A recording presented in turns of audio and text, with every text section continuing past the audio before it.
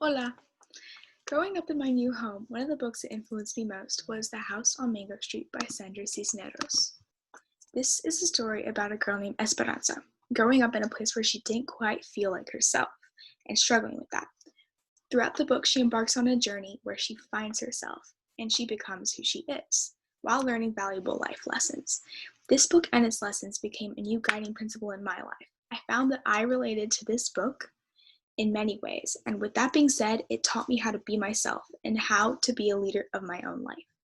I believe that it could do that for many more, no matter your race, age, or where you came from. Esperanza became a leader in her community, just like current and future NHI leaders. An important part of being a leader, especially in our post-future pandemic world, is not letting circumstances get in the way of who you are. Esperanza shows this when she says, "I want to be like the waves on the sea, like the clouds in the wind, but I am me. One day I'll jump out of my skin. I'll shake the sky like 100 violins." In this poem, she's saying that even if she's not who she wants to be, she is herself, and she's going to make the best out of that. She's not letting what she can and can't be get in the way of her values. She was not meant for the loser's role. This is one of my many favorite quotes from one of my favorite books, like Water for Chocolate, by Laura Esquivel. This quote said by Tita, the main character of the story, shows how persistent she is and how she really believes in herself. Tita struggled with having control over her own life because of her mother, Mama Elena. She wasn't free to be who she wanted to be or do what she wanted to do. Over the course of the story, she gains morale and is able to discount her mother's acrimony.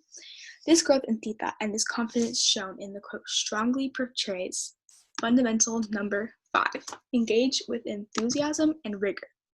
Tita approached her issues with purpose, enthusiasm, and confidence, and never let it get her down. These traits are very important to see in people. As it says in the 5th chapter of Ernesto Nieto's Third Reality, Crafting a 21st Century Latino Agenda, the knowledge of business is mostly learned through trial and error, through the pain that invariably comes from having made the wrong decisions. What Ernesto Nieto says is true. Trial and error is required for day-to-day tasks, in most cases, big and small. This can be applied to our current situation with the coronavirus. To get back to normal, we're going to have some wins and some losses. It's just life. This can also relate to Tita's story of growing into her own leader, because it's true that growing up is trial and error. But she made it out in the end, and so will we with this pandemic. Thank you so much.